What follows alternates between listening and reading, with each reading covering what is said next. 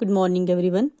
बच्चे हमने नेक्स्ट जो करना है नेफ्रॉन करना है, नेफ्रॉन का स्ट्रक्चर करना है और इसी के पूरी ओवरऑल डिटेल जो है वो हम करेंगे। नेफ्रॉन का दूसरा नाम रीनल ट्यूब्यूल भी होता है और बच्चे ये हमारी किडनी का बेसिक यूनिट होता है। हमारी किडनीज का बेसिक यूनिट मतलब नेफ्रॉन ही मिल के तो एक किडनी की फॉर्म बनाते हैं। हमारी किडनी में बहुत सारे मिलियंस ऑफ नेफ्रॉन प्रेजेंट होते हैं और ये एक्चुअल में जो फिल्ट्रेशन का काम है वो कौन करता है? नेफ्रॉन करता है। एक्चुअल में फिल्ट्रेशन का काम ब्लड जो प्यूरिफाई होता है नेफ्रॉन की ही वजह से होता है। और एक नेफ्रॉन की अगर हम बात करें, एक नेफ्रॉन में बहुत सारे अलग अलग डिफरेंट पार्ट्स होते हैं। जैसे कि एक हमारे पास बोमेन्स कैप्सूल आ जाता है, एक हमारे पास नेफ्रिक ट्यूब्यूल आ जाता है। ठीक है, बोमेन्स कैप्सूल और नेफ्रिक ट्यूब्यूल। जो नेफ्रिक ट्यूब्यूल है उसमें फर्दर एक प्रोक्सिमल कन्वोल्यूटेड ट्यूब्यूल है, एक लूप ऑफ हेनल है, एक डिस्टल कन्वोल्यूटेड ट्यूब्यूल और एक हमारे पास कलेक्टिंग डक्ट है।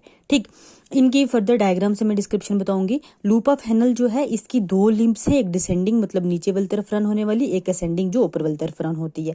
डिसेंडिंग में भी फर्दर आ जाती है एक थिक और एक थिन, उसी तरह असेंडिंग में भी थिक और थिन आ जाती हैं। डायग्राम से इस चीज को हम क्लियर करते हैं। अब ये देखो, अब ये जो सबसे पहले बोमेन्स कैप्सूल है, ये यहाँ से ऊपर ऊपर जो है इसको हम बोमेन्स कैप्सूल बोलते हैं।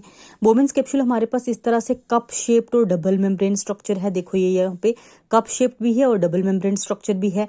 इसी के अंदर ये कैपिलरी का नेटवर्क बना हुआ है, मतलब यहाँ से एफरेंट आर्टरी आ रही है, इधर इस साइड इफरेंट आर्टरी जा रही है और इन दोनों के मिलने से एक यहाँ पे नेटवर्क बना हुआ है, कैपिलरी नेटवर्क। बिल्कुल फाइन फाइन सा पतले पतले सुराख होते हैं यहाँ पे इस कैपिलरी नेटवर्क में। यहाँ से आ रहा है इम्प्योर ब्लड। ठीक, यहाँ पे हो रही है फिल्ट्रेशन। फिल्ट्रेशन मतलब जो इम्प्योरिटीज वगैरह हैं वो यहाँ से डाउनवर्ड मूव करके चली जाएंगी और प्योर ब्लड इफ्रंट में चला जाएगा। अब यहाँ पे बच्चे आपको एक चीज का डिफरेंस दिख रहा होगा, एफ्रंट का देखो डायमीटर मैंने ज्यादा शो किया हुआ है, इफ्रंट का डायमीटर कम शो किया हुआ है, क्योंकि ब्लड जो आ रहा है वो उतने प्रेशर में नहीं आता।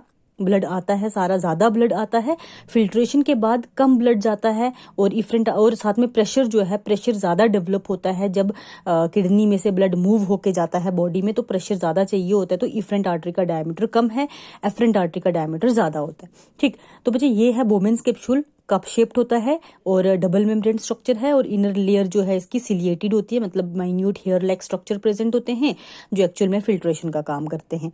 ठीक है, इसके भी अलावा मैकेनिज्म ऑफ यूरिन फॉर्मेशन हम करेंगे, उसमें मैं बताऊंगी किस तरह से पर्टिकुलरली फिल्ट्रेशन होती है, वो हम उसमें डिटेल करेंगे। अभी जस्ट इतना याद रखो, यहाँ पे फिल्ट्रेशन हुई। ठीक अब मैंने यहाँ पे ये जो स्ट्रक्चर बनाया है इसके सराउंडिंग में मैंने ब्लड वेसल्स नहीं बनाई, बल्कि इसमें की सराउंडिंग में ना ब्लड वेसल्स, इस तरह से ब्लड वेसल्स पूरी की पूरी प्रेजेंट होती हैं, पूरी ब्लड वेसल्स प्रेजेंट होती हैं। आप बना भी सकते हो, मैकेनिज्म ऑफ यूरिन फॉर्मेशन में बनाएंगे, अभी मैंने नहीं बनाया हुआ। ठीक, तो बच्चे यहाँ पे हुई फिल्ट्रेशन, मतलब ब्लड आया था, ब्लड में ग्लूकोज भी था, ब्लड में वाटर भी था, ब्लड में सोडियम क्लोराइड था और भी कई सारी चीजें थी जो यहाँ से सारी की सारी, कुछ थोड़ा बहुत मटेरियल बचता बल्कि सारा का सारा मतलब 99% चीजें यहाँ से फिल्टर होके आ जाती हैं प्रोक्सिमल कन्वोल्यूटेड ट्यूब्यूल। जो ये वाला हिस्सा है, ये वाला, ये आ जाता है प्रोक्सिमल कन्वोल्यूटेड ट्यूब्यूल। तो यहाँ से मैंने क्या बोला, सारी चीजें आ गई यहाँ पे हमारे पास प्रोक्सिमल कन्वोल्यूटेड ट्यूब्यूल। अब proximal convoluted tubule highly permeable होता है, इसके सराउंडिंग में जो ब्लड वेसल हैं यहाँ से ग्लूकोज भी रीअब्जॉर्ब होना शुरू हो जाएगा, वाटर भी रीअब्जॉर्ब होना शुरू हो जाएगा और भी यूजफुल चीजें जो हैं वो रीअब्जॉर्ब का मतलब इस नेफ्रॉन वाले पार्ट में से निकल के ब्लड वेसल में चली जाएंगी। ठीक, यूजफुल मटेरियल। बाकी फिर आहिस्ता आहिस्ता डाउनवर्ड मूव करना शुरू हो जाएगा, डाउनवर्ड मूव कर रहा है। ये हमारे पास यहाँ से लेके यहाँ तक हमारे पास है लूप ऑफ हेनल। अब लूप ऑफ हेनल या लूप ऑफ हेनले कुछ बोलते हैं, इसकी एक लिम्ब है ये डिसेंडिंग वाली, एक लिम्ब है असेंडिंग वाली। ठीक, और आपको क्या डिफरेंस दिख रहा होगा बच्चे, यहाँ देखो ये मोटी मोटी और बिल्कुल ये यहाँ से ये वाला पोर्शन बिल्कुल बारीक हो गया यहाँ तक। ठीक है, ये यहाँ से पतला है और यहाँ वाला मोटा पोर्शन है।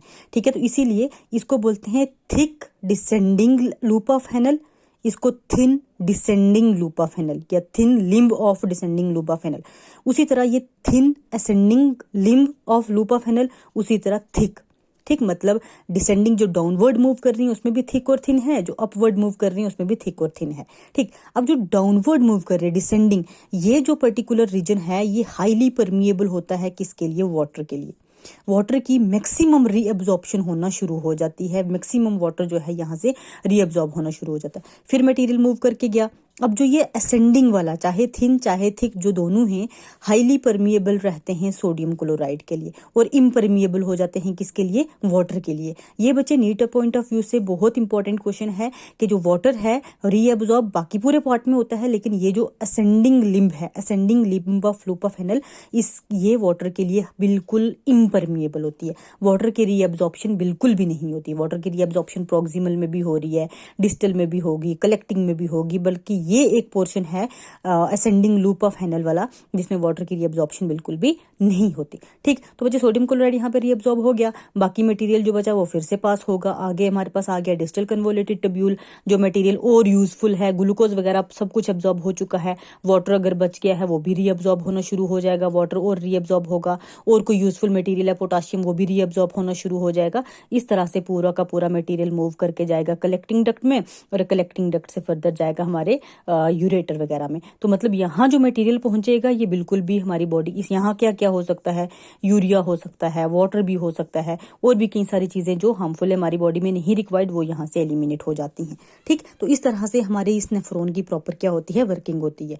ठीक है, अब मैकेनिज्म ऑफ यूरिन फॉर्मेशन अलग से करेंगे, उसमें फर्दर मैं आपको डिटेल बताऊंगी कौन कौन सी चीजें रीअब्जॉर्ब होती हैं, कौन सी नहीं रीअब्जॉर्ब होती, वो हम अलग से करेंगे। अभी जस्ट हमने नेफ्रॉन का स्ट्रक्चर करना था, नेफ्रॉन की फंक्शनिंग देखनी थी, इसलिए मैंने ये शॉर्ट ये ओवरव्यू हमने किया है। ठीक, अब बच्चे इसमें कोई भी कंफ्यूजन होगी अगर आपको तो आप मुझे बता सकते हो, तो मैं फिर से आपको डिटेल में बता दूंगी।